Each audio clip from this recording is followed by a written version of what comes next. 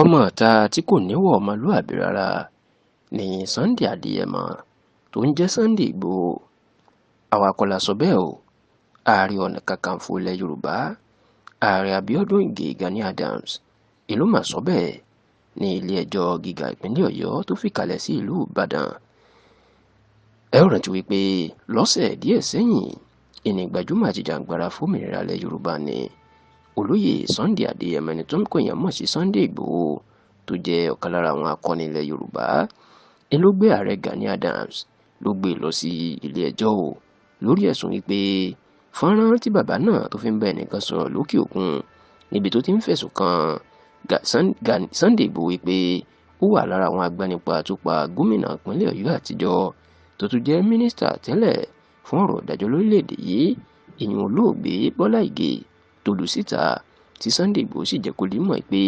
bàbá ńlá ìbanilórúkọ jẹ́ oní Gani Adams ló fi kàn òun náà nítorí pé òun kì í ṣe apààyàn òun kì í ṣe ọmọ ta bẹ́ẹ̀ lòun kì í ṣe adàlẹ́rú nítorí pé ọmọlúàbí pọ́nbélé lòun. Sunday Ìgbòho wá ní kí ilé-ẹjọ́ kó ní kí Gani Adams kó san ìdajì bílíọ̀nù kan $500 million fóun gẹ́gẹ́ bí owó ìbanilórúkọ jẹ́ àti gẹ́gẹ́ bí owó ìtanràn àti owó gbàmábìínú tó sì tún ní kí wọ́n jẹ́ kí gbogbo ayé mọ̀ pé nǹkan tí Gani Adams sọ náà baba ńlá arọ́ ni òpùrọ́ mù ní àti pé kan tó jẹ́ kó tọrọ àforíjì pàápàá lórí ẹ̀rọ ayélujára àti káàkiri àwọn ìwé ìròyìn tó fẹsẹ̀ múlẹ̀ ní Nàìjíríà. ṣùgbọ́n nígbà tó ń fèsì lórí àwọn ẹ̀sùn tí Sunday Ìgbòho kà sí lọ́rùn nínú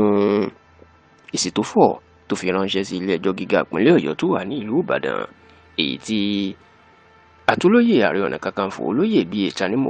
Tanimowó tó tún jẹ́rìí sí nínú táwọn olóyìnbó ń pè ní affidavit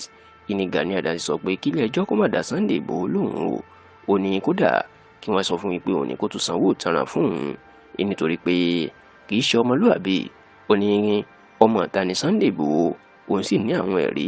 tó fi hàn bẹ́ẹ̀ wípé kì í ṣe ọmọlúàbí rárá kódà olóyìn yóò tó kó àwọn ìròyìn tí oríṣiríṣi àwọn kan ti kọ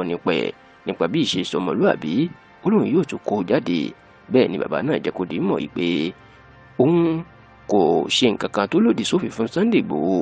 àti wípé Sunday Ìgbòho fún rẹ̀ òun ló ṣe nǹkan tó lòdì sí òun nítorí pé ọ̀rọ̀ tóun sọ ní kọ̀kọ̀ tóun ò bẹ́ nìyẹn kan sọ gbangba ni ló gbé jáde tó lọ jù sí orí afẹ́fẹ́. ní báyìí Gani Adams ó tún ti kọ ọ̀rọ̀ ránṣẹ́ sí ilé-ẹjọ́ gíga ìpínlẹ̀ Ọ̀yọ́ tó wà nílùú Ìbàdàn o